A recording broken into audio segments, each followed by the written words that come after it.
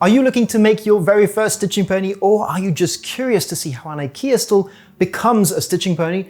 Well, this video is for you. To do this, you'll need one IKEA KYRRE 3-legged stool, a hinge that is no more than 3 centimeters wide, 4 screws that fit the hinge, the quick release mechanism from a bike's front wheel. A back wheel could work just as fine, it's slightly larger, so depending on where you want to place it on your stitching pony, you may prefer the back wheel to the front wheel, but in my case, it's a front wheel. A wood saw, a hand drill, drill bits for woodworking, sandpaper, in my case 120 grit, and at a later stage you may want to use a wood rasp, which will help you go faster, although this is not necessary to the build. Start by unpacking the stool, making sure to save the screws that come with it, as you'll be needing these later. The seat portion will become the base of the pony. The instructions you can, well... To start off, we'll make the jaws of the stitching pony using only 2 of the 3 legs. And already this shot gives you a first idea of how they'll work. To find the approximate angle for the cut line, I'm using a tape measure, but any long straight tool would work. It's up to you really where you cut, giving you more or less jaw to work with later, and more space within the jaws to hold your project. Woodworking purists will say that I should be using a straight edge to scribe my line around the jaw, but I just don't have any at hand. Once you've cut the first leg, you can use this to reference on the second leg and hopefully get 2 identical looking jaws. You should end up with something like this. Now don't worry if your jaws don't line up fine like mine did, you can use a rasp or sandpaper later to correct this. Cut the opposite ends of the jaws at 45-degree angles.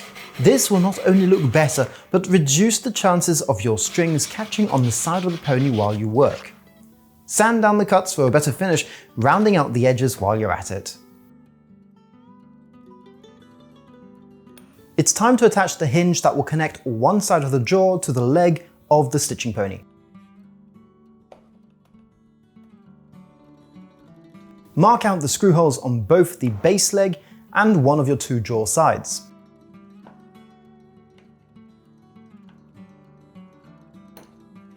I recommend wrapping masking tape on your drill bit, as it will help you avoid going all the way through your piece, meaning you'll have a cleaner look and a stronger end result.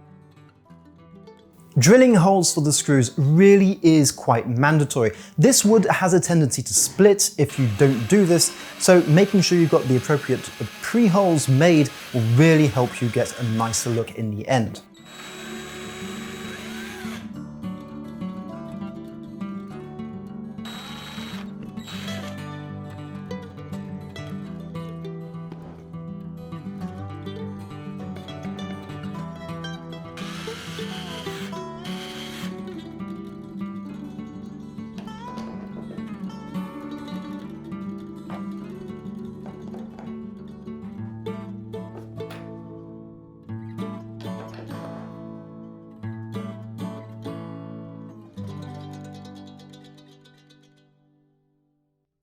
Once the mobile side of the jaw is ready, line up the immobile side of the jaw and mark out the approximate spots where you want the next screws to go.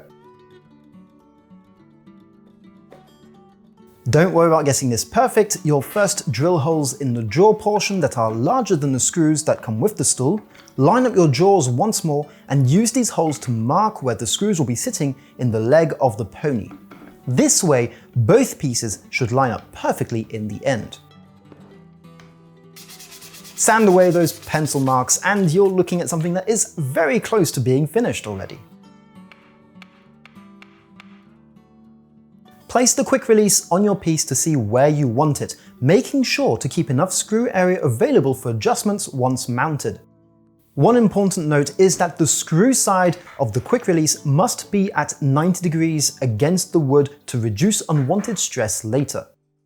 These quick release systems generally have some amount of give built into the quick release side, so this is the side you want conforming to the angle of your jaw.